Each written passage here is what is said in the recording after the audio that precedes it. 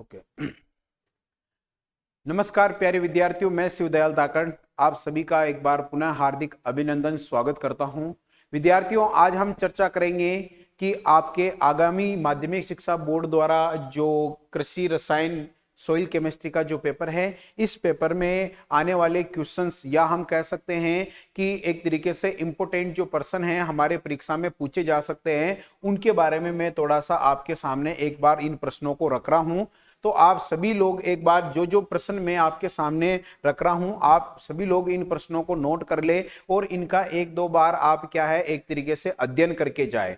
लगभग मैं chapter wise आपको मोस्ट इंपोर्टेंट क्वेश्चंस यहां पर बताने वाला हूं। आप लोग इनका आज या कल में ही एक दो बार रिवीजन कर ले, एक दो बार रिवीजन करें। कहीं ना कहीं आपके इन प्रश्नों में से ही माध्यमिक शिक्षा बोर्ड के जो पेपर आएगा उसके अंदर क्वेश्चन मिलेंगे। तो विद्यार्थियों, अपन देखते हैं कौन कौन से अपन ने इंपोर्टेंट क्वेश्चनों का चयन किया है।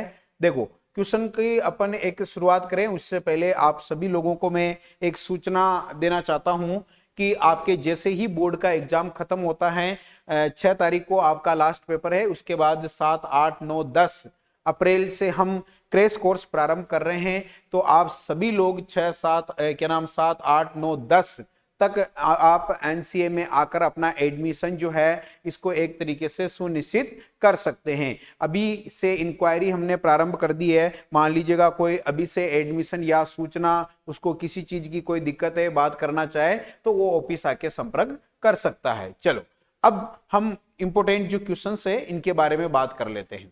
ठीक है, कंप्लीट सोइल केमिस्ट्री के जो 12 लेसन है, मैंने चैप्टर वाइज क्वेश्चंस आपके लिए तैयार किए हैं। इन प्रश्नों का मैं आपको इंपोर्टेंट प्रश्न बताऊंगा, जितना मेरे से हो सकता है मैं आंसर्स भी आपको बताऊंगा, लेकिन आंसर्स सभी प्रश्नों के बताना मुश्किल होगा क्योंकि काफी लंबी क्लास हो जाएगी और इतना अपन कर भी नहीं पाएंगे। तो आप आंसर्स अपनी नोटबुक में से, अपने नोट्स में से या डेस्क वर्क में से, जहां कहीं से भी आपके पास जो आंसर्स का मैटर है वहां से आप पढ़ें। मैं केवल यहां पर आपको क्वेश्चन संबंधी बात करूंगा। चलो देखिएगा विद्यार्थियों, सबसे पहले पहला चैप्टर आपके सामने, पहला चैप्टर है। इस चैप्टर से बोर्ड के एग्जाम में कौन कौन से क्वेश्चन पूछे जा सकते हैं। क्वेश्चन सभी तरह के हैं, शॉर्ट टाइप है, उसके बाद थोड़े से 50 शब्दों वाले भी है और उसके बाद मेजर क्वेश्चंस भी है। तो सभी बड़े बड़े छोटे छोटे मोटे सब क्वेश्चन मैंने यहां पर रखे हैं। देखिएगा, पहला क्वेश्चन जो है, पहले चैप्टर के कौन कौन से इंपोर्टेंट चैप्टर हैं, क्वेश्चंस हैं, आप नोट कर लेना अपने यहां। देखिएगा, पेडोलॉजी और इडेपोलॉजी, इनकी परिभाषा हमें याद होनी चाहिए। ये दोनों क्या है आपको पता है, मृदा विज्ञान की क्या है एक तरीके से शाखाएं हैं। ठीक है, आपसे एक नंबर में पेडोलॉजी पूछ सकता है, इडेपोलॉजी पूछ सकता है। तो पेडोलॉजी क्या होता है, मृदा विज्ञान की वह शाखा जिसके अंदर क्या है, मृदा के जन्म, निर्माण, उत्पत्ति से संबंधित चीजों का अध्ययन किया जाता है ना। मृदा का जन्म कब हुआ, निर्माण कब हुआ, इसकी उत्पत्ति कब हुई है, ये सारी चीजें पेडोलॉजी में। और इडेपोलॉजी क्या है, जब मृदा का अध्ययन जो है पादप समुदाय की दृष्टि से, बस इतना सा ध्यान रखना है कि इसमें क्या आ जाएगा, मृदा का जो अध्ययन है वो हमें याद रखना है। मृदा का जो अध्ययन है वो आपको पता है किसके, पादप समुदाय की दृष्टि से याद रखना है। पादप समुदाय की दृष्टि से यदि हम मृदा का अध्ययन करते हैं तो वो क्या हो जाता है, इडेपोलॉजी हो जाता है। ये हमें याद रखना है।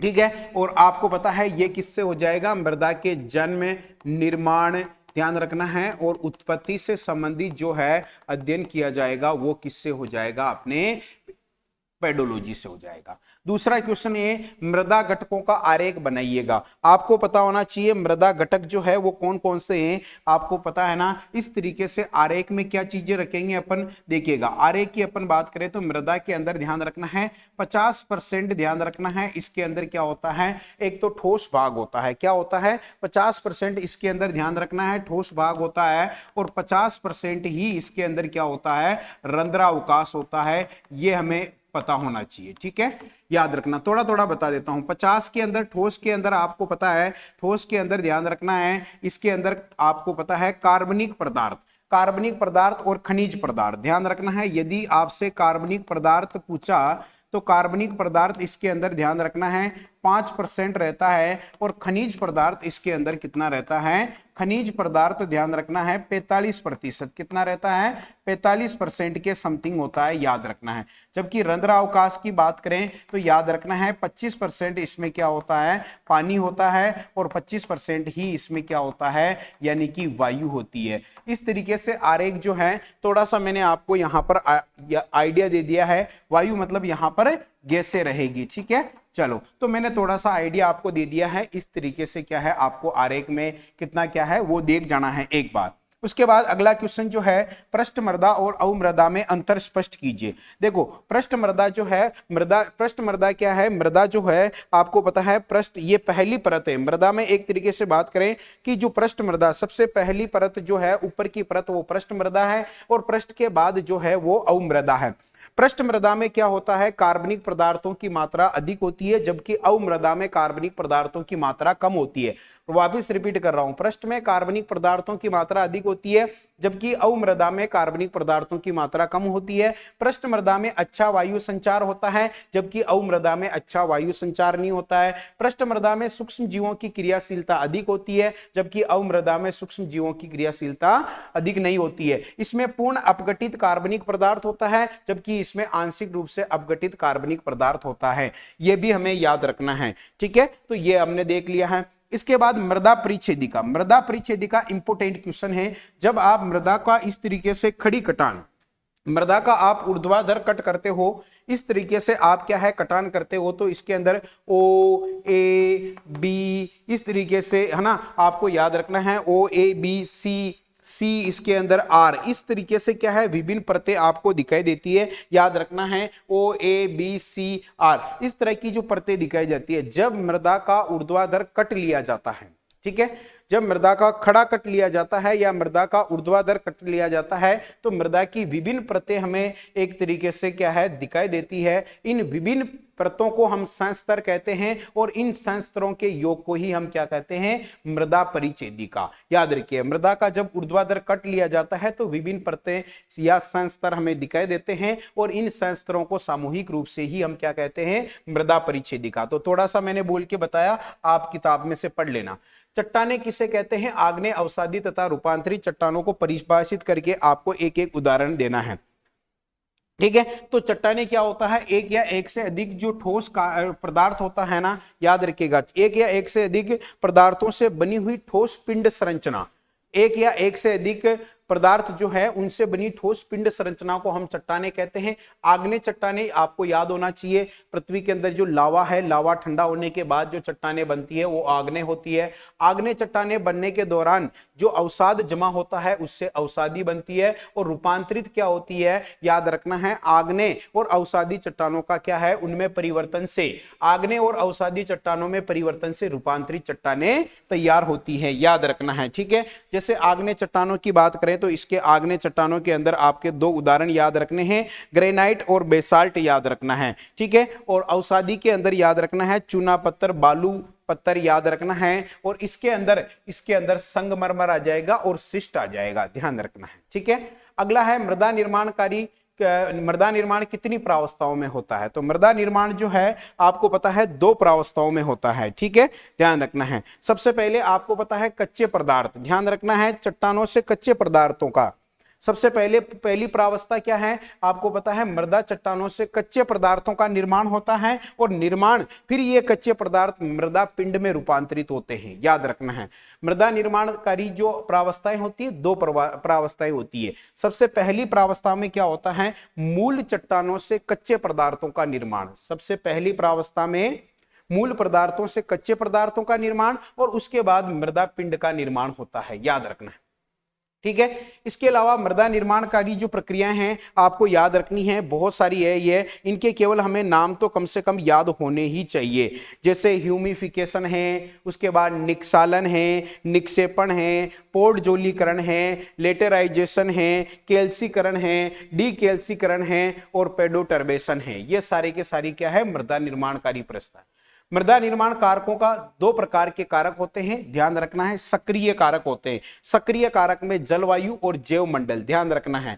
मृदा निर्माण के कारक कितने होते हैं? सक्रिय कारक, याद रखना है। और एक कौन सा होता है? निष्क्रिय कारक होता है ना। सक्रिय कारक और एक कौन से होते हैं? निष्क्रिय कारक, ध्यान रखना है। सक्रिय कारक के अंदर आपको याद होना चाहिए कौन कौन से आते हैं? जलवायु और जैव मंडल, ध्यान रखना, दोनों जे वाले हैं। जैव मंडल याद रखिएगा, और एक कौन सा है? जलवायु। कौन सी है? जलवायु। इसके अलावा हम बात करें तो इसमें निष्क्रिय में कौन कौन से आते हैं? स्थलाकृति, कौन सा है? स्थलाकृति आता है, याद रखना है। दूसरा समय है, और एक कौन सा है? पैतृक पदार्थ। कौन सा है? पैतृक पदार्थ जो है, याद रखना है, ये भी इसके अंदर आता है। ठीक है, तो ये पहले चैप्टर से इंपोर्टेंट क्वेश्चंस जो है वो हमने देख लिए हैं। ठीक है, तो पहले चैप्टर से इंपोर्टेंट क्वेश्चंस जो है आपको मैंने बता दिए हैं। आप इन क्वेश्चनों को क्या है एक तरीके से नोट कर सकते हैं। चलो अगला जो है सेकंड चैप्टर की बात करें, यहां पर हम सबसे पहले है ह्यूमस की परिभाषा।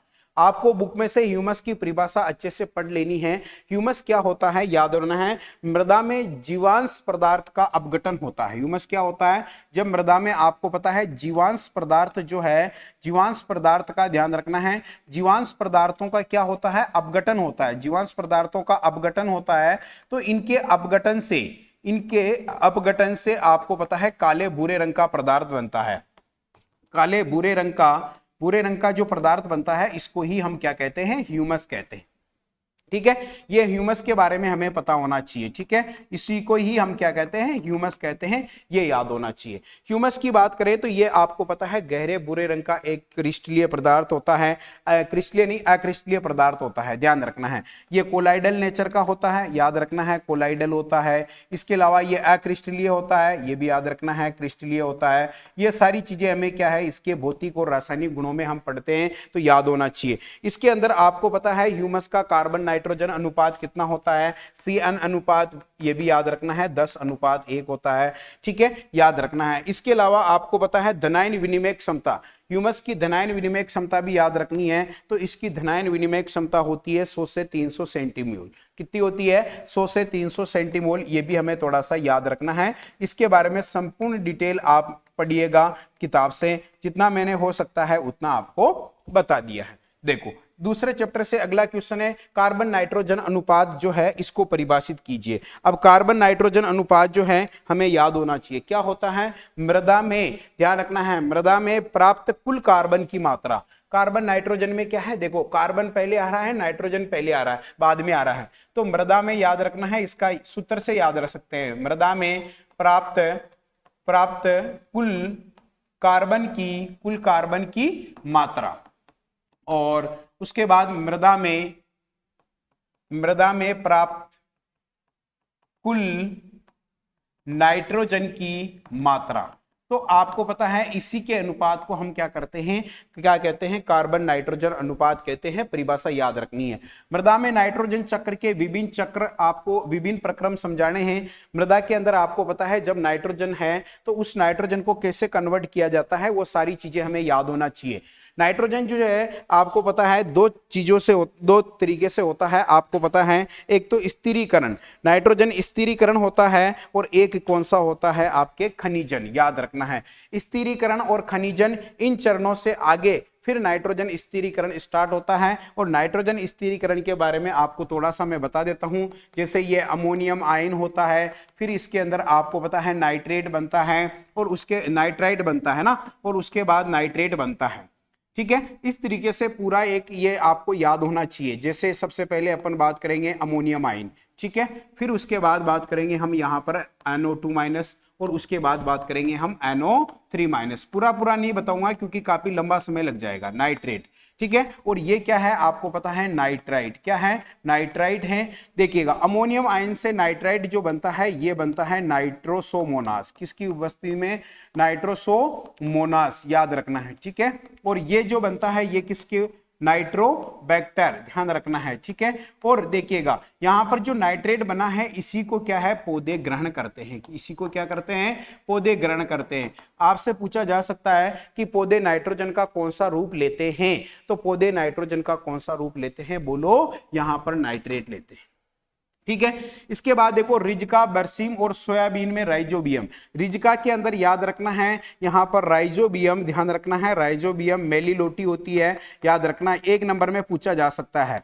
और बरसीम के अंदर ध्यान रखिएगा राइजोबियम ट्राइफोलाई होता है, ट्राइफोलाई याद रखना है, ट्राइफोलाई होता है। और सोयाबीन में कौन सा होता है, राइजोबियम जेपोनिकम होता है, कौन सा होता है, जेपोनिकम, याद रखना है, जेपोनिकम होता है, ठीक है। तो ये हमें पता होना चाहिए, इसका क्या है एक तरीके से आंसर हो जाएगा।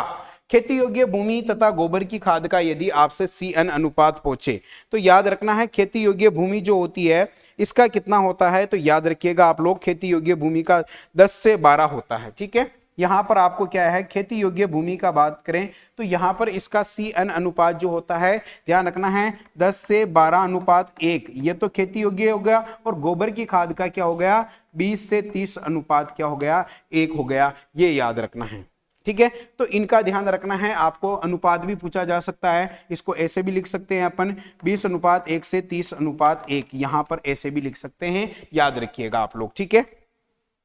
ये आपको याद होना चाहिए, ठीक है। तो गोबर की खाद का तो क्या है ये है, खेती योग्य भूमि का पूछा जाए तो 10 से 12 अनुपात 1 हो जाएगा, याद रखना है। केवल आपको क्वेश्चनों पर क्या है इनको बार बार अध्ययन करेंगे। मृदा कोलाइड्स की परिभाषा, मृदा कोलाइड ये तीसरे चैप्टर पे आ गए अपन। मृदा कोलाइड जो है इसकी परिभाषा आपको बतानी है कि मृदा कोलाइड्स क्या होते हैं, ध्यान रखना है। देखो मृदा कोलाइड्स में यहां पर थोड़ा सा मैं बताऊं तो याद रखना है ये एक प्रकार के क्या है आपको पता है मृदा कण है जिनका आकार जो होता है वो कितना होता है, एक से यहां से एक से क्या होता है 100 मिली माइक्रोन इनका क्या होता है आकार होता है, मिली माइक्रोन है ना, 1 से 100 मिली माइक्रोन इनका क्या होता है आकार होता है माइक्रोन, ठीक है। और ये कोलाइडल गुणधर्म रखते हैं, है ना, कोलाइडल क्या होता है जो आपको पता है, कोलाइडल जो है ये गुणधर्म रखते हैं। कोलाइडल पदार्थ याद रखना है वे पदार्थ होते हैं जो जंतु झिल्ली से क्या है एक तरीके से आपको पता है आसानी से विसरित हो जाते हैं, याद रखना है, ठीक है। चलो तो अब इनके क्या है यहाँ पर दो चीजें, ब्राउनियन गति याद रखना है, जो यहाँ पर एक तरीके से कोलाइडल पदार्थ है उनकी ध्यान रखना है, टेढ़े मेढ़े तरीके से जो गति होती है इसी को हम ब्राउनियन गति कहते हैं, ठीक है। टिंडल प्रभाव ये भी आपको पढ़ के जाना है। कार्बनिक, अकार्बनिक कोलाइड और कार्बनिक कोलाइड की अपन बात करें तो देखिए अकार्बनिक कोलाइड की अपन बात करें तो अकार्बनिक कोलाइड में आपके कौन कौन से आएंगे, तो ध्यान रखना है अकार्बनिक कोलाइड के अंदर आपके आते हैं सिलिकेट क्ले और आयरन एल्यूमिनियम हाइड्रोक्साइड आते हैं। अकार्बनिक कोलाइड के अंदर आपके 3 केओलिनाइट, मांटमोरिलोनाइट, इलाइट कौन कौन से आते हैं, केओलिनाइट, मांटमोरिलोनाइट और इलाइट आते हैं। जबकि कार्बनिक कोलाइड में केवल एक मात्र आता है, कौन सा आता है, ह्यूमस आता है। तो ये भी हमें पढ़ना है। केओलिनाइट, मांटोमोरिलोनाइट और इलाइट, इनकी संरचना, तीनों की संरचना आपको देख लेनी है, ध्यान रखना है, क्योंकि तीनों में से एक संरचना यहां पर एग्जाम में पूछी जाएगी। तो याद रखना है यहां पर एक संरचना जो है याद रखना है केओलिनाइट, मांटमोरिलोनाइट और इलाइट की संरचना अपने को विशेष तौर से देख लेनी है, ध्यान रखना है। केओलिनाइट में याद रखना इसकी संरचना में 1:1 अर्थात एक परत एल्यूमिना की होती है और एक सिलिका की होती है। और मांटमोरिलोनाइट और इलाइट में क्या होता है 2:1 होता है। तो इसके अंदर मांटमोरिलोनाइट के अंदर 2 परतें सिलिका की होती है और एक एल्यूमिना की होती है। ठीक इसी तरीके से इलाइट की संरचना में भी आपको पता है 2 सिलिका की होगी, एक एल्यूमिना की होगी, लेकिन यहां पर दोनों परतों के बीच में पोटेशियम तत्व रहेगा। तो एक बार आप बुक में से अच्छे से देख लेना, अपने पास समय की कमी है, ज्यादा अपन डिटेल में नहीं जा सकते हैं। अगला है देखिएगा, अगला जो चैप्टर नंबर 4 है इसके इंपोर्टेंट क्वेश्चनों की अपन बात करते हैं।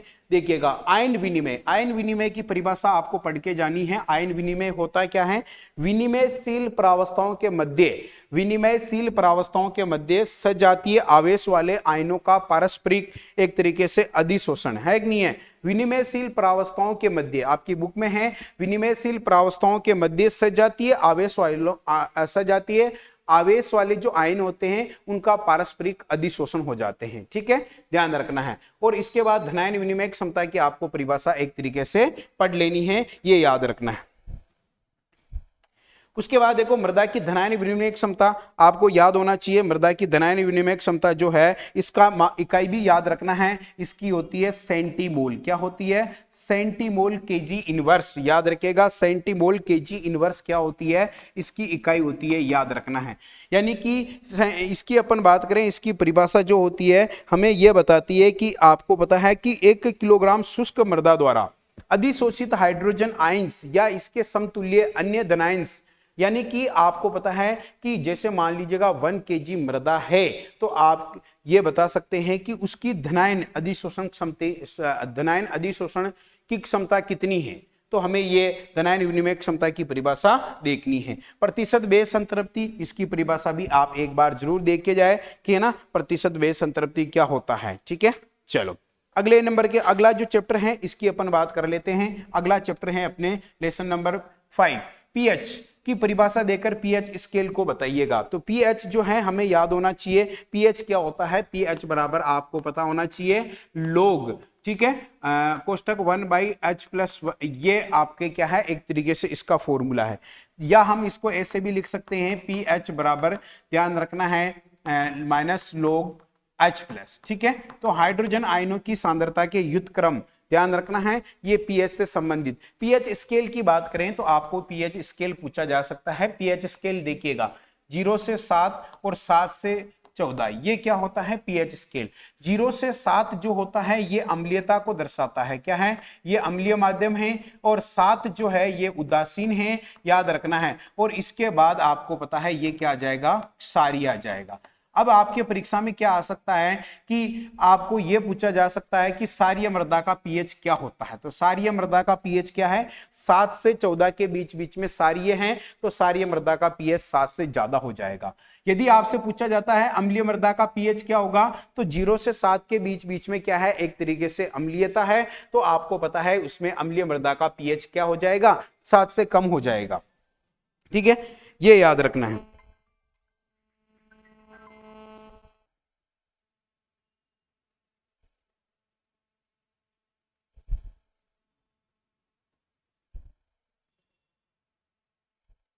ठीक है, तो ये हमें क्या है, इसका थोड़ा सा याद रखना है। और उदासीन ध्यान रखना है, उदासीन क्या है, 7। तो इस तरीके से पीएच स्केल भी आपसे पूछा जा सकता है, ध्यान रखना है। ठीक है, तो ये चीजें हमें पता होनी चाहिए। ठीक है, उसके बाद है उभय प्रतिरोधक पदार्थ। ये वाला क्वेश्चन बहुत इंपॉर्टेंट है। किसी विलयन की पीएच को परिवर्तित करने के लिए उसमें अल्प मात्रा में जब अम्ल और क्षार मिलाया जाता है तो वह आपको पता है परिवर्तन में प्रतिरोध, परिवर्तन जो होता है उसमें क्या है, प्रतिरोध दर्शाते हैं। परिवर्तन के प्रतिरोध जो परिवर्तन है उसको मतलब परिवर्तन नहीं होना देने चाहते हैं ना। किसी विलयन की प्रावस्था में ध्यान रखना है, किसी विलयन जो है, किसी विलयन में ध्यान रखना है, विलयन के पीएच मान को परिवर्तित करने के लिए अल्प मात्रा में जब हम अम्ल और क्षार मिलाते हैं तो वो पीएच में परिवर्तन का विरोध दर्शाते हैं। ये उभयरोधी पदार्थ होते हैं। उभयरोधी प्रतिरोधी जो विलयन होते हैं इनके क्या क्या गुणधर्म होते हैं। पहला गुणधर्म तो नाम से पता चल रहा है कि हम किसी विलयन की पीएच चेंज करना चाह रहे हैं, तो जब हम अल्प मात्रा में अम्ल और क्षार मिलाते हैं तो पीएच के परिवर्तन का क्या करते हैं, वो विरोध करते हैं। ये याद होना चाहिए, ध्यान रखना है। ठीक है, चलो बाकी डिटेल इसमें और पढ़ना है। अगला चैप्टर नंबर 6, अम्लीय और क्षारीय मृदा के सुधार के लिए कौन से सुधारक काम में लिए जाते हैं। देखो अम्लीय मृदा जो होती है इसके सुधार के लिए आपको पता होना चाहिए चूना काम में लेते हैं। क्या काम में लेते हैं, चूना, याद रखना है। अम्लीय मृदा जो होती है, अम्लीय मृदा के ध्यान रखना है सुधार के लिए हम क्या है, चूना काम में लेते हैं। और क्षारीय मृदा जो होती है, क्षारीय मृदा के सुधार के लिए हम क्या करते हैं, जिप्सम काम में लेते हैं। क्या काम में लेते हैं, ध्यान रखना है, जिप्सम इसमें काम में लेते हैं, याद रखना है। यदि क्षारीय मृदा का सुधार पूछा जाए तो इसके लिए आपको पता है जिप्सम, जिप्सम का फॉर्मूला पूछा जा सकता है तो याद रखना CaSO4.2H2O, ये इसका क्या होता है, फॉर्मूला होता है। हमें याद रखना है जिप्सम का। जिप्सम में ध्यान रखना है 23.2% क्या होता है, 2% कैल्शियम होता है, 18.6% इसके अंदर क्या होता है, सल्फर होता है, ये भी हमें याद होना चाहिए। और 21% इसमें क्या होता है, जल होता है। यदि 21% आपसे पूछा जाए क्या होता है, तो इसके अंदर जल होता है। तो जिप्सम याद रखना है। चूना, अब चूने के कई सारे प्रकार हैं, याद रखना है, आपको पढ़ लेना एक बार। तो अम्लीय मृदा का सुधार जो है उसके लिए आपको पता है मृदा सुधारक कौन सा काम में लिया जाएगा, तो मृदा सुधारक चूना काम में लिया जाएगा। और सारीय मृदा जो है उसके लिए आपको पता है जिप्सम काम में लिया जाएगा। सारीय मृदा का पीएच 7 से ज्यादा होता है, अम्लीय मृदा का 7 से कम होता है। तो इस तरीके से क्या है, आप थोड़े इनको डिटेल में पढ़ लेना है। अगला क्वेश्चन सक्रिय अम्लता और विनिमय अम्लता, इनको भी आप परिभाषा देखिएगा, किसी एक की परिभाषा आपसे दे सकता है वो, तो हमें याद होनी चाहिए कि सक्रिय अम्लता और विनिमय अम्लता क्या होती है। देखिएगा, सक्रिय अम्लता जो होती है ये मृदा विलयन में उपस्थित हाइड्रोजन आयनों के कारण, जब अम्लता मृदा विलयन में उपस्थित हाइड्रोजन आयनों के कारण यदि अम्लता उत्पन्न हो रही है तो इसको हम क्या कह देते हैं, सक्रिय अम्लता कहते हैं, ध्यान रखना है, ठीक है। और यदि मृदा विलयन में यानी कि मृदा संकीर्ण पर H+ Al+3 इनके माध्यम से यदि अम्लता उत्पन्न हो रही है तो इसको विनिमय, ये क्या है, मृदा विलयन में हाइड्रोजन आयनों के कारण, वापस रिपीट कर देता हूं, मृदा विलयन में यदि हाइड्रोजन आयनों के कारण अम्लता आ रही है तो सक्रिय अम्लता है। और यदि मृदा संकीर्ण पर H+ और Al3- आयनों के अधिशोषण से अम्लता उत्पन्न हो रही है तो इसको विनिमय अम्लता कहते हैं। तो एक बार इनको भी डिटेल से देख जाना आप लोग। उसके बाद लवणीय सारीय मृदाओं में EC, ESP और pH के आधार पर विभेद कीजिएगा, ठीक है। तो ये हमें याद होना चाहिए। देखो, इसके अंदर ध्यान रखना है, यदि हम लवणीय मृदा की बात करें तो लवणीय मृदा है, याद रखना है, और एक कौन सा है, क्षारीय मृदा है, और एक अपना कौन सा है, लवणीय सारीय मृदा है, ठीक है, लवणीय सारीय मृदा है ना। इनका पीएच की बात करें, इनका देखिएगा सबसे पहले EC, उसके बाद पीएच और फिर उसके बाद ESP।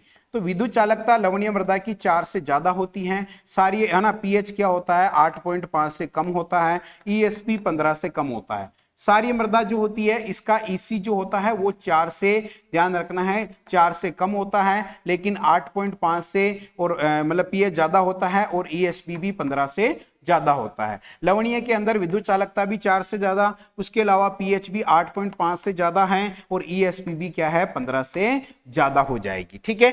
देखो, आपको पता है पीएच इकाई रहित होता है, और विद्युत चालकता जो है इनका एक बार इकाई जरूर देख के देखना है कि विद्युत चालकता जो होता है इसका मापन किससे किया जाता है, ठीक है। चलो, उसके बाद है CSSRI यानी कि केंद्रीय मृदा लवणता अनुसंधान संस्थान है। ये केंद्रीय मृदा लवणता अनुसंधान संस्थान, याद रखिएगा है। ये संस्थान जो है वो कहाँ है ना, central soil salinity research institute, ये करनाल हरियाणा में है। ये भी आपसे पूछा जा सकता है, करनाल हरियाणा में। तो इनके बारे में भी आपको थोड़ी सी नॉलेज याद होनी चाहिए। तो ये क्या है, इस तरीके से क्या है हम क्वेश्चंस देख रहे हैं। आपको इनके आंसर्स जो है मैं ज़्यादा डिटेल में नहीं जा सकता हूं प्यारे विद्यार्थियों, क्योंकि आपको पता है ना एक तरीके से समय बहुत ज़्यादा लग जाएगा, ठीक है। अगला देखिएगा, अगला जो है, अगले अपन बात करें सोडियम अधिशोषण अनुपात, इसका सूत्र देख जाना आप लोग। सोडियम अधिशोषण जो अनुपात है, यदि 1 नंबर में क्वेश्चन पूछा जाए कि सोडियम अधिशोषण अनुपात क्या होता है तो याद रखना है। इसका सूत्र मैं बता देता हूं, इसका सूत्र है Na+, ध्यान रखना है, रूट कैल्शियम प्लस और Mg+, है ना, और अपॉन 2। इसका ये फॉर्मूला है जो हमें याद होना चाहिए, कैल्शियम प्लस और इसका Mg+, ध्यान रखिएगा, ठीक है, मैग्नीशियम, ठीक है। तो ये इसका सूत्र हमें याद रखना है, किताब में दे रखा है, आपको अच्छे से पढ़ लेना है।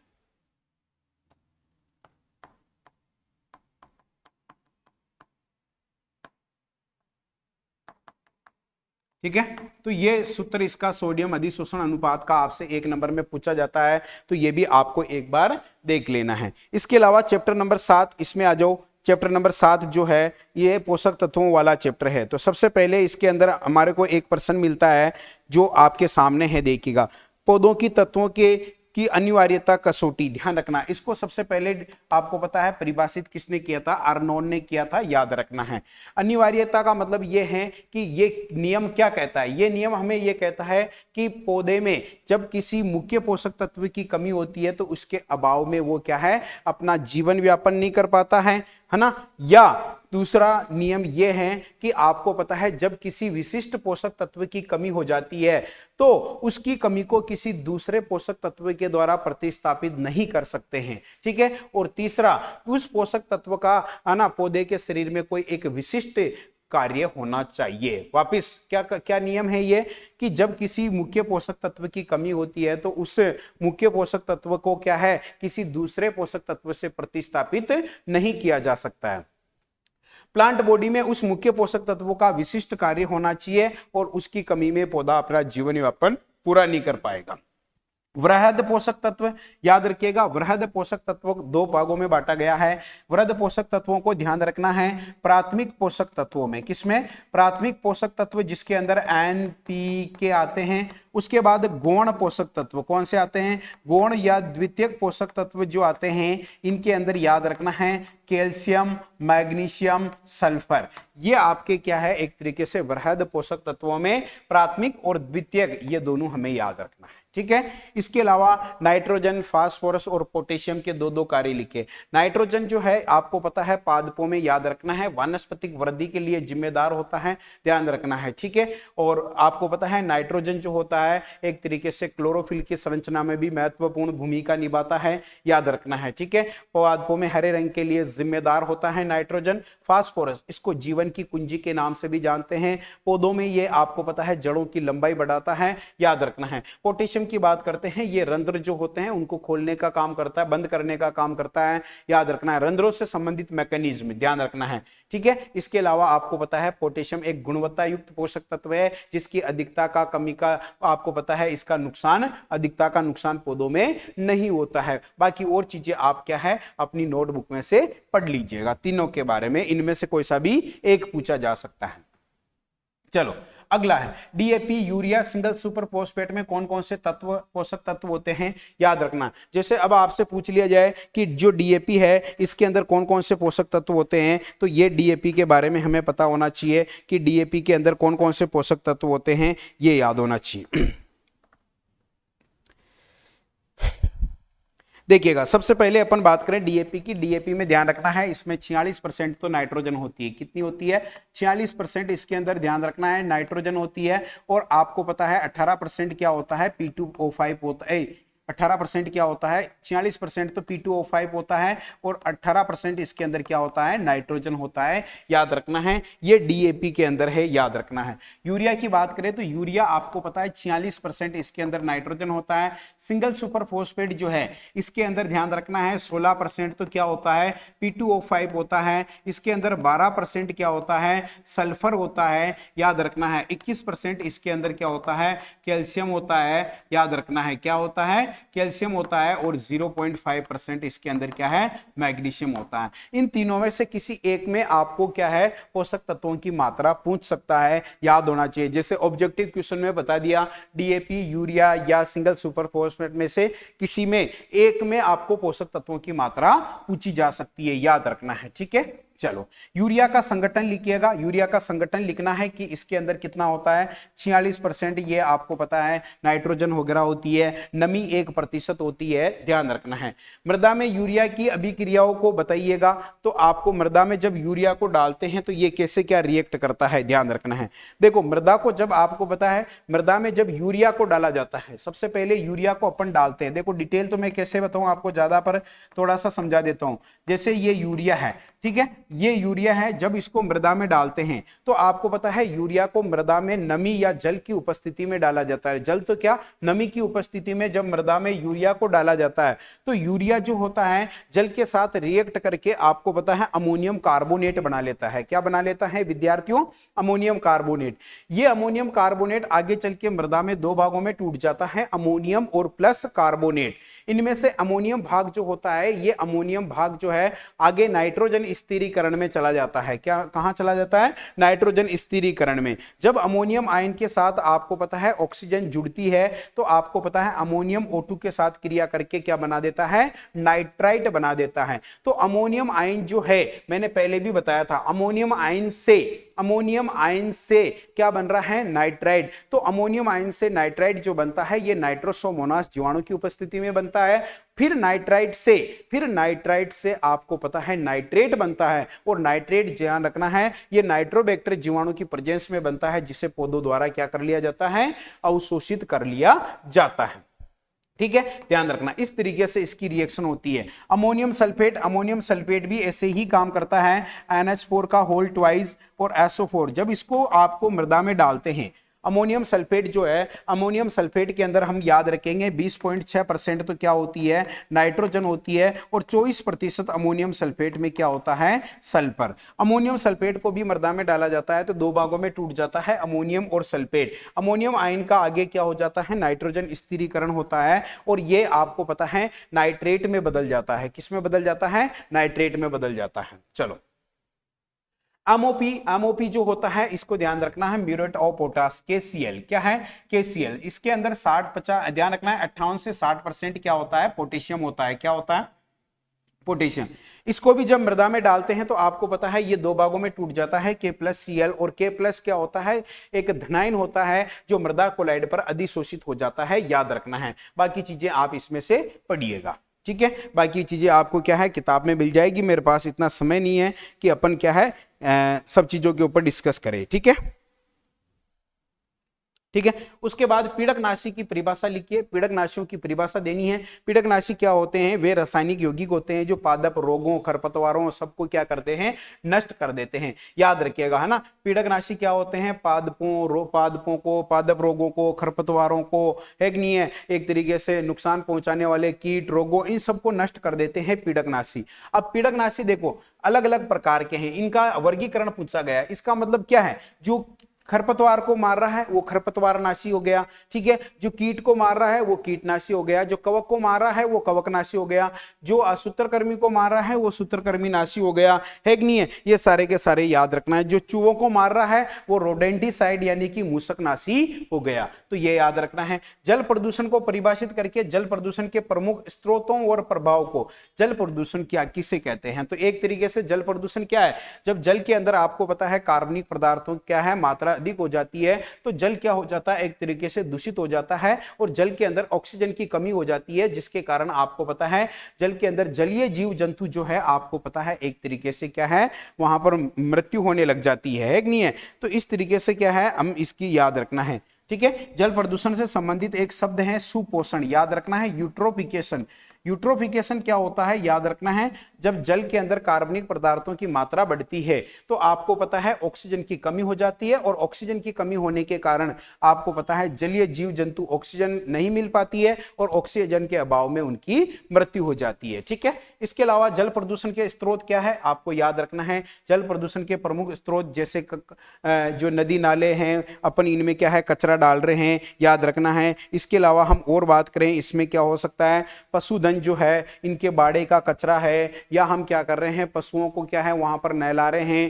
है ना। इसके अलावा मान लीजिएगा, है ना, कल कारखानों से या फैक्ट्रियों से निकला हुआ जो एक तरीके से गंदा विषैला पानी है, या हम बात करें जो अपने डेयरी संयंत्र होते हैं, डेयरी संयंत्रों से निकला गया अपशिष्ट पदार्थ वगैरह, ये जल प्रदूषण के क्या है स्रोत है। बहुत बड़ा क्वेश्चन है, मैं ज्यादा नहीं बता सकता हूं, है ना। देखिएगा प्रभाव की पूछा जाए तो जल प्रदूषण के कई सारे प्रभाव है। जल प्रदूषण के कारण जल में ऑक्सीजन की कमी हो जाती है, जलीय जीव जंतुओं की मृत्यु हो जाती है, ये याद रखना है। इसके अलावा नाइट्रेट वगैरह इनकी सांद्रता बढ़ती है, जो भी क्या है एक तरीके से नुकसानदायक। जल प्रदूषण ज्यादा है तो आपको पता है इस पानी को हम खेती के लिए भी काम में नहीं रख सकते। इसके अलावा कई रोग इसमें जैसे हैजा, टाइफाइड वगैरह, ये क्या है ऐसे रोग भी हो सकते हैं, ठीक है। तो इसके बारे में भी आपको एक बार डिटेल से पढ़ जाना है।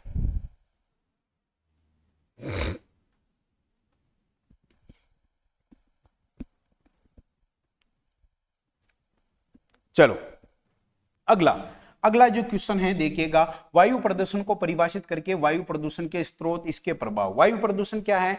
जब आपको पता है वायुमंडल में विभिन्न गैसें होती है, क्या होती है, वायुमंडल में विभिन्न गैसें, जैसे अपन बात करें ऑक्सीजन है, नाइट्रोजन है कि नहीं है, या इसमें हीलियम, ऑर्गन वगैरह है, जब इनके अनुपात में परिवर्तन हो जाता है, यानी कि जो मौजूदा जो गैसें हैं इनके अनुपात में मान लीजिएगा कोई परिवर्तन हो जाता है, तो आपको पता है एक तरीके से वायु प्रदूषण, यानी कि वायु प्रदूषण जो होता है ये कैसे, जैसे अपन बात करें कारखानों की जो चिमनियां होती है, इन चिमनियों का धुआं जब वातावरण में फैलता है तो आपको पता है वातावरण में मौजूद गैसों का रासायनिक संगठन क्या हो जाता है, बदल जाता है। जैसे हम और बात करें, जैसे वायु प्रदूषण के अंदर अपन पढ़ते हैं ग्रीन हाउस गैसें, है कि नहीं है, जैसे ग्रीन हाउस गैसों में आपको पता है CO2 कार्बन डाइऑक्साइड आती है, मैथेन आती है, CFC क्लोरोफ्लोरोकार्बन आती है, N2O है, ये सारी की सारी गैसें जो आपको पता है वायु प्रदूषण के लिए जिम्मेदार हैं। इसके स्रोत तो मैंने आपको अभी अभी बताए थे कि कारखानों की जो चिमनियां होती है इनसे विषैला धुआं, फैक्ट्रियों से निकलने वाला विषैला धुआं,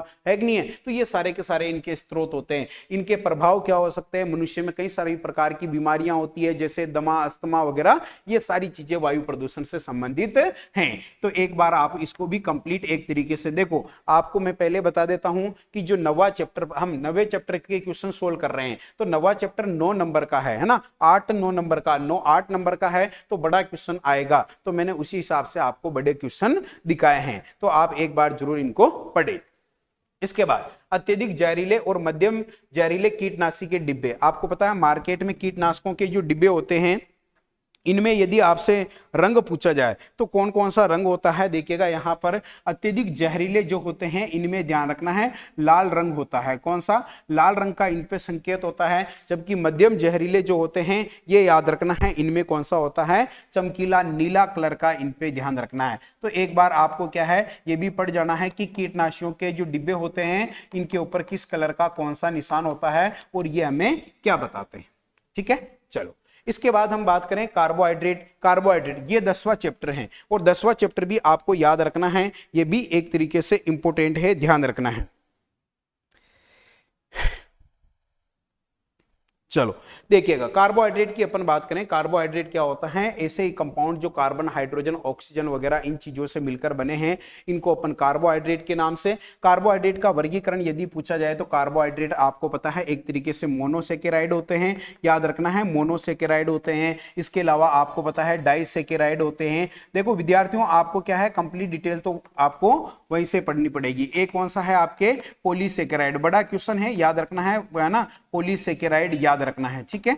देखिएगा यहां पर मोनोसेकेराइड में जैसे अपन बात कर सकते हैं ग्लूकोज आ सकता है, फ्रक्टोज आ सकता है कि नहीं है। डाइसेकेराइड की बात करें जैसे इसमें अपन बात करें लैक्टोज, क्या होता है, लैक्टोज जो दूध में पाई जाने वाली शर्करा है, लैक्टोज का जब जल अपघटन होता है तो लैक्टोज आपको पता है किसमें, ध्यान रखना है ग्लूकोज प्लस गैलेक्टोज में टूटता है, ध्यान रखना है ग्लूकोज प्लस गैलेक्टोज में टूटता है, याद होना चाहिए एक तो ये है। इसके अलावा यदि इसके अंदर माल्टोज भी आता है, क्या आता है इसके अंदर, माल्टोज, माल्टोज जो होता है ये ग्लूकोज की 2 इकाइयों में टूटता है, ये भी हमें पता होना चाहिए, ग्लूकोज की कितनी इकाइयों में, 2 इकाइयों में टूटता है। इसके अलावा हम एक और देखें सुक्रोज जो होता है, सुक्रोज ये भी इसका जल अपघटन करते हैं, तो ये किस में टूटता है, ग्लूकोज प्लस फ्रक्टोज में ये टूटता है, ये भी हमें पता होना चाहिए। तो इसकी डिटेल भी आपको पढ़नी है। पॉलीसेकेराइड क्या होते हैं आपको पता है, इनके अंदर है ना एक या बहुत सारी मोनोसेकेराइड की इकाइयां होती है, जैसे पेक्टिन, एमाइलोपेक्टिन वगैरह वगैरह, ये सब इसी में आते हैं,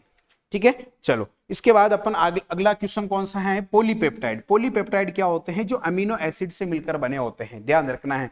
विभिन्न प्रकार के एमिनो एसिड ध्यान रखना है आपस में किसके द्वारा, ध्यान रखना है पेप्टाइड बंध से जुड़ते हैं, किससे जुड़ते हैं, पेप्टाइड बंध से जुड़ते हैं। और पेप्टाइड बंध के बाद जो पॉलीपेप्टाइड हैं, ध्यान रखना है पॉलीपेप्टाइड जो होते हैं विभिन्न प्रकार के अमीनो अम्लों जो होते हैं, पॉलीपेप्टाइड में विभिन्न प्रकार के अमीनो अम्ल पेप्टाइड बंध से जुड़ते हैं, किससे जुड़ते हैं, पेप्टाइड बंध से।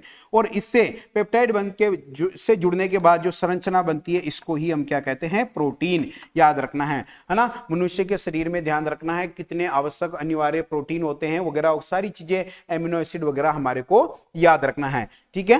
कौन कौन से प्रोटीन जो है आपको याद होनी चाहिए। चलो अगला अगला देखिएगा आप लोग, अगला क्वेश्चन है अपने पास, है ना, डीएनए तथा आरएनए, स्टार क्वेश्चन है। डीएनए, डीएनए के अंदर आपको पता है डीऑक्सीराइबोस शर्करा पाई जाती है, जबकि आरएनए के अंदर आपको पता है राइबोस शर्करा पाई जाती है ना। डीएनए जो होता है इसके अंदर आपको पता है ए, जी, सी और टी ये नाइट्रोजन क्षारक होते हैं, जबकि आरएनए के अंदर ए, जी, सी और यू, टी की जगह क्या हो जाता है, यूरेसिल होता है, ध्यान रखना है। DNA double strand, RNA single strand, ये याद रखना है। इनके बारे में और सारी चीजें अपने को पढ़ लेनी है। डीएनए डीऑक्सीराइबो न्यूक्लिक एसिड होता है, आरएनए राइबोज न्यूक्लिक एसिड होता है, डीएनए के अंदर डीऑक्सीराइबोस शर्करा होती है, आरएनए के अंदर राइबोस शर्करा होती है, डीएनए के अंदर नाइट्रोजन क्षारक एजीसीटी होते हैं, याद रखना है ये क्या होते हैं, एजीसीयू होते हैं, ध्यान रखना है, ठीक है। आरएनए ज्यादा स्थायित्व, डीएनए ज्यादा स्थायित्व होता है, आरएनए का क्या होता है, ये कम स्थायित्व होता है, यानी कि गतिशील या अपन कह सकते हैं क्रियाशील ज्यादा होता है। तो एक बार जरूर इसको पढ़ के जाना। एंजाइम, एंजाइम क्या होते हैं, याद रखना है, एंजाइम क्या होते हैं, ये कार्बोहाइड्रेट का अपघटन करने वाले होते हैं, है ना। अवायवीय परिस्थिति में एंजाइमों के माध्यम से कार्बोहाइड्रेट और सूक्ष्म जीवों, देखिएगा, अवायवीय परिस्थिति में या ऑक्सीजन की अनुपस्थिति में कार्बोहाइड्रेट का एंजाइमों या सूक्ष्म जीवों के माध्यम से क्या है, अपन अपघटन कर देते हैं, ठीक है। तो एंजाइम, सॉरी गलत उल्टा हो गया थोड़ा सा, ठीक है। एंजाइम क्या होते हैं, आपको पता है किसी भी एक तरीके से क्रियाकारक जो होता है इसको क्या है, ये उत्पाद में परिवर्तित करते हैं, याद रखना है। एंजाइमों की अपन बात करें, इनकी 6 वर्ग होते हैं। 6 वर्ग में कौन कौन से हैं, याद रखना है, oxidoreductase, transferase, hydrolases, lyases, isomerase और लाइगेज, ये सारे के सारे क्या होते हैं, एक इनमें एंजाइम होते हैं, याद रखना है। और इनके अलावा इनके गुणधर्म वगैरह आपको अच्छे से पढ़ लेने हैं।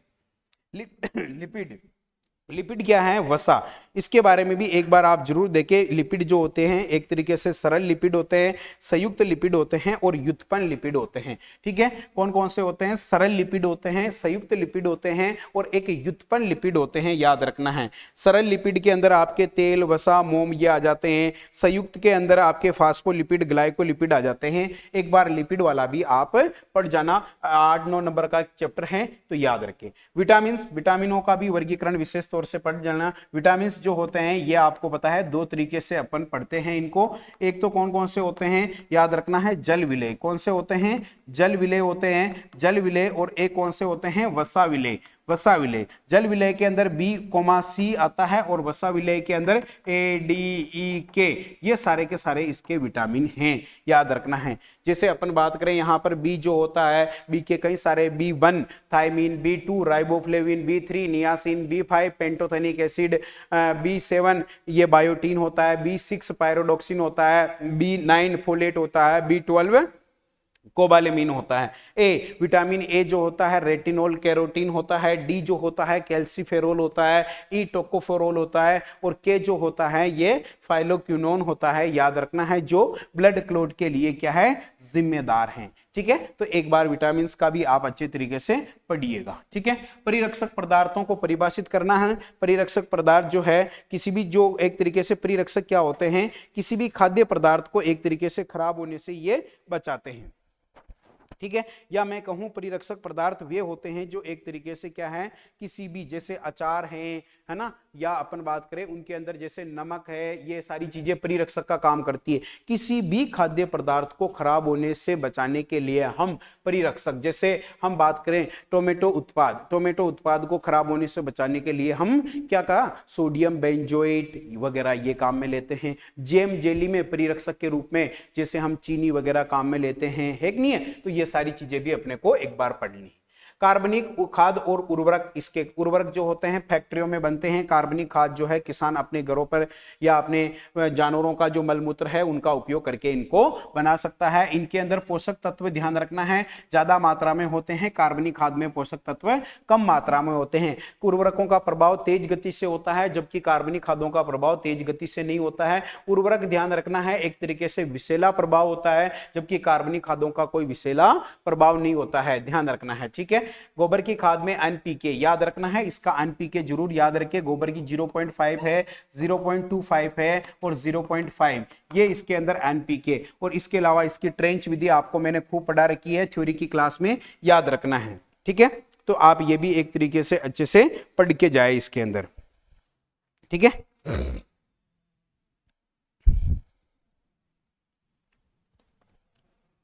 उसके बाद है कंपोस्ट। कंपोस्ट को आपको परिभाषित करना है। इसके अंदर आपको पता है कार्बनिक जो पदार्थ होते हैं, इन कार्बनिक पदार्थों को आपको पता है वायवीय और या अवायवीय जीवाणु की उपस्थिति से क्या है, इनको सड़ाया जाता है। याद रखिएगा कंपोस्ट के अंदर आपको क्या है, एक तरीके से कार्बनिक पदार्थ रहेंगे। जैसे कंपोस्ट दो तरीके से बनता है। एक तो आपको पता है शहरी कंपोस्ट। शहरी कंपोस्ट जो होता है, शहर का जो कचरा होता है, इससे कंपोस्ट तैयार कर रहे हैं। एक अपने क्या कौन सा होता है, फार्म कंपोस्ट होता है, यानी कि जो फसलों का अवशेष जो होता है, इनसे हम यदि कंपोस्ट तैयार कर रहे हैं तो ये अपने क्या हो जाएगा, कंपोस्ट का हो जाएगा। तो ध्यान रखना है कार्बनिक पदार्थों को वायवीय या अवायवीय जीवाणु की उपस्थिति से सड़ाकर जो खाद तैयार की जाती है कंपोस्ट। और कंपोस्ट बनाने की नाडे विधि को अपने को डिटेल में पढ़ के जाना है। वर्मी कंपोस्ट जो है आपको पता है केंचुए के द्वारा जो खाद तैयार की जाती है, इसको वर्मी कंपोस्ट कहते हैं। राजस्थान में केंचुए की ध्यान रखना आइसिनिया, कौन सी प्रजाति, आइसिनिया फोइडिडा प्रजाति जो है, ये याद रखना है, आइसिनिया फोइटिडा प्रजाति जो है आपको पता है इस केंचुए की खाद को बनाने के लिए काम में ली जाती है। साथ ही इसकी वर्मी कंपोस्ट बनाने की विधि भी क्या है, आपको पता होना चाहिए कि कौन कौन इसकी विधि जो है वो किस तरीके से है। इसमें दो चार शब्दावली जरूर याद रखें। वर्मी कल्चर यानी कि केंचुए का संरक्षण करना है, याद रखना है, ठीक है ना। वर्मी कल्चर के अंदर केंचुओं का प्रजनन और रखरखाव किया जाता है, ये हमें पता होना चाहिए सारी चीजें। वर्मी कंजर्वेशन क्या होता है, जब वर्मी कंपोस्ट बन जाती है तो आपको पता है केंचुए को वापस सावधानी पूर्वक बाहर निकाल लिया जाता है, वगैरह वगैरह। ये सारी चीजें हमें याद रखनी है। इसके लिए कितनी नमी होनी चाहिए, वर्मी बेड का क्या साइज वगैरह होनी चाहिए, ध्यान रखना है। इसके लिए नमी 30% होनी चाहिए। नमी कितनी होनी चाहिए, है ना, कंपोस्ट बनाने के लिए नमी जो होती है वो 30% होनी चाहिए। इसके लिए तापमान जो है वो 25 से 30 डिग्री होना चाहिए, तो 25 से 30 डिग्री सेंटीग्रेड टेम्परेचर होना चाहिए। वर्मी बेड जहां बना रहे हैं वहां पर आपको पता है छायादार स्थान होना चाहिए, ठीक है। चलो ये सारी चीजें हमें याद होनी चाहिए। इसके अलावा दलहनी फसलों एवं चावल की फसल में कौन सा, देखो दलहनी फसलों में ध्यान रखना है राइजोबियम। कौन सा आता है, राइजोबियम। आपसे क्वेश्चन पूछा जा सकता है कि राइजोबियम जो है दलहनी फसलों की जड़ ग्रंथियों में रहता है और ये नाइट्रोजन स्थिरीकरण करता है। क्या करता है, नाइट्रोजन स्थिरीकरण करता है, याद रखना है। चावल की जो फसल है इसके अंदर एजोला काम में आता है। कौन सा काम में आता है, एजोला, या एक ब्लू ग्रीन एल्गी जो है, ये भी आपको पता है चावल में बायो फर्टिलाइजर के रूप में। एजोस्पाइरिलम ये घास कुल की सब्जियों पर, सॉरी घास कुल की फसलों में। माइकोराइजा जो होता है ये कवक प्लस उच्च पादपों की जड़ों का संबंध होता है। कवक प्लस उच्च पादपों की क्या है, उच्च पादपों की जड़ों का संबंध होता है। VAM ध्यान रखना है, वेसिकुलर आर्बोस्कुलर माइकोराइजा होता है, ठीक है, वेसिकुलर आर्बोस्कुलर माइकोराइजा होता है। PSB ये फास्फोरस गोलक जीवाणु होते हैं जो अघुलनशील फास्फोरस को घुलनशील अवस्था में एक तरीके से उपलब्ध करवाते हैं। PSB फास्फोरस गोलक बैक्टीरिया, याद रखना है, ठीक है। चलो इसके बाद देखिएगा हरी खाद को परिभाषित कीजिएगा। हरी खाद क्या होती है, आपको पता है कुछ फसलें होती है, जैसे अपन बात करें सनई, डेचा वगैरह, जो ऐसी फसलें होती है इनको आपको खेत में क्या है, इनकी बुआई करने के बाद पुष्पन की अवस्था पर इनको खेत में दबा दिया जाता है, ठीक है, ध्यान रखना है। पुष्पन की अवस्था पर इनको क्या है, खेत में दबा दिया जाता है। खेत में दबाने के बाद खेत में उपस्थित सूक्ष्म जीव इनको क्या करते हैं, एक तरीके से सड़ाकर आपको पता है मिट्टी के अंदर मिला देते हैं, और इनके सड़ने से और मिट्टी के अंदर मिलने से क्या है, आपको पता है एक तरीके से न्यूट्रिएंट सप्लाई होता है, ठीक है। हरी खाद की फसलों के नाम लिखने हैं, अच्छी तरीके से पढ़ के जाना। हरी खाद में सनई, ढेंचा, मूंग वगैरह ये सारे के सारे हरी खाद में। खलियां दो प्रकार की होती है, याद रखिएगा, खाद्य खली, अखाद्य खली, ये हमें पता होना चाहिए, ठीक है। इसमें खाद्य खलियों में कौन कौन सी आती है, अखाद्यों में कौन कौन सी आती है। व्यापारिक दृष्टि से दूध की परिभाषा देनी है। व्यापारिक दृष्टि से दूध की परिभाषा हमें याद होनी चाहिए कि दूध किसे कहते हैं, याद होना चाहिए, ठीक है।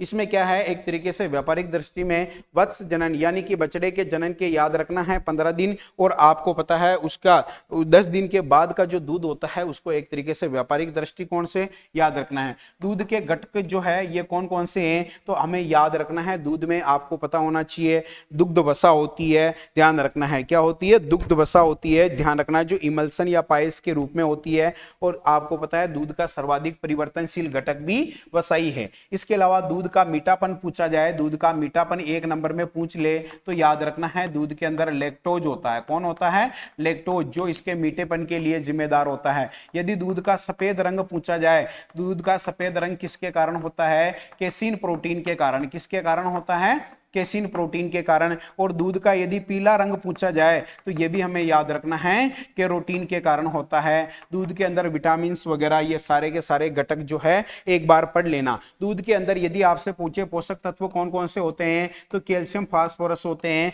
कौन सा अनुपस्थित होता है तो आयरन अनुपस्थित होता है। तो ये सब चीजें दूध के बारे में ध्यान रखना है। टोन्ड और डबल टोन्ड के बारे में अपने को वसा और वसा रहित ठोस पदार्थ एक बार जरूर पढ़ के जाए आप लोग। टोन्ड में कितना होता है याद रखना है और डबल टोन्ड में कितना होता है। ठीक है, डबल टोन्ड जो है इसके अंदर 1.5% क्या होती है वसा होती है, और इसके अंदर सॉलिड नॉट फेट जो होता है वो 9% होता है। टोन्ड के अंदर 3% क्या होती है वसा होती है, और इसके अंदर 8.5% क्या होता है सॉलिड नॉट फेट होता है। ठीक है, चलो अगला क्वेश्चन, दूध के भौतिक गुण। दूध के पूरे भौतिक गुण आपको पढ़ लेना है, क्योंकि भौतिक गुणों में से क्या है एक प्रश्न पूछे, एक नंबर का भी वो क्वेश्चन पूछ सकता है, याद रखना है। ठीक है, याद रखना है। इसमें क्या क्या है देखो, जैसे इसका सबसे पहले भौतिक गुणों में इसका पीएच पूछ लिया जाए तो 6.4 से 6.7 दूध का क्या है एक तरीके से पीएच हो जाता है। इसका यदि आपेक्षिक घनत्व पूछा जाए तो याद रखना है 1.028 से 1.032 होता है, ध्यान रखना है। इसमें ध्यान रखना है 1.028 से 1.0 ध्यान रखना है 1.028 से 1.030 ये आपको पता है किसका होता है, याद रखना है गाय के दूध का होता है आपेक्षिक घनत्व। और यदि भैंस के दूध का पूछा जाए तो 1.030 से क्या हो जाएगा 1.032 हो जाएगा। तो इस तरीके से दूध का आपेक्षिक घनत्व, दूध का पीएच आपसे पूछा जा सकता है। दूध का सफेद रंग केसिन प्रोटीन, पीला रंग कैरोटीन के कारण, विद्युत चालकता वगैरह ये सारी चीजें आपको याद रखनी है। ठीक है, चलो इसके बाद हम आगे बात करें दूध के पास्तुरीकरण की विधियां जो है। पास्तुरीकरण की परिभाषा देनी है। सबसे पहले हमें पास्तुरीकरण की परिभाषा होनी चाहिए। निश्चित तापक्रम पर एक समय के लिए रखा जाता है दूध को, जिससे जीवाणु क्या है नष्ट होते हैं। पास्तुरीकरण की दो विधियां होती है, कौन कौन सी होती है, एक तो आपकी होती है एलटी है ना, लो टेम्परेचर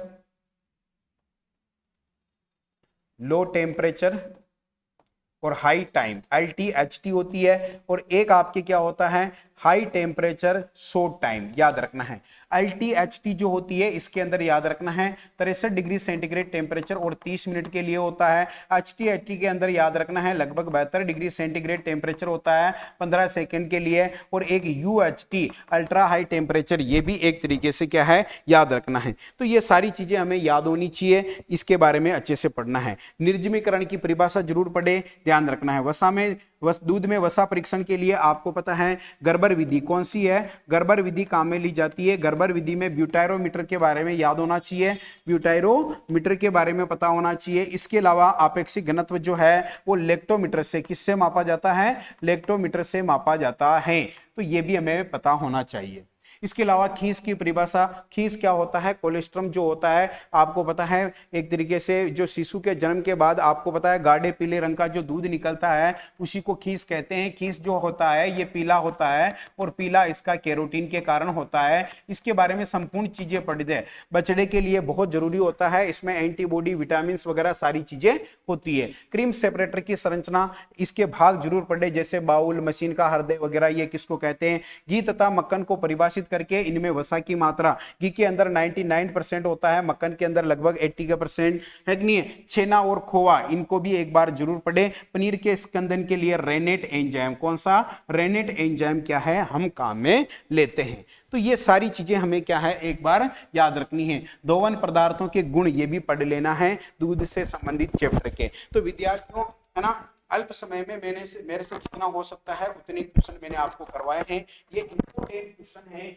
एक बार है ना। देखो समय की कमी है, अब मैं इनके एक एक के आंसर बताऊं तो कम से कम क्लास 10 घंटे की हो जाए, इसलिए मैंने क्या है अल्प समय में क्वेश्चंस आपको बताए, जितना हो सकता है उनकी व्याख्या भी मैंने की है। तो आप एक बार जरूर इनका रिवीजन करें।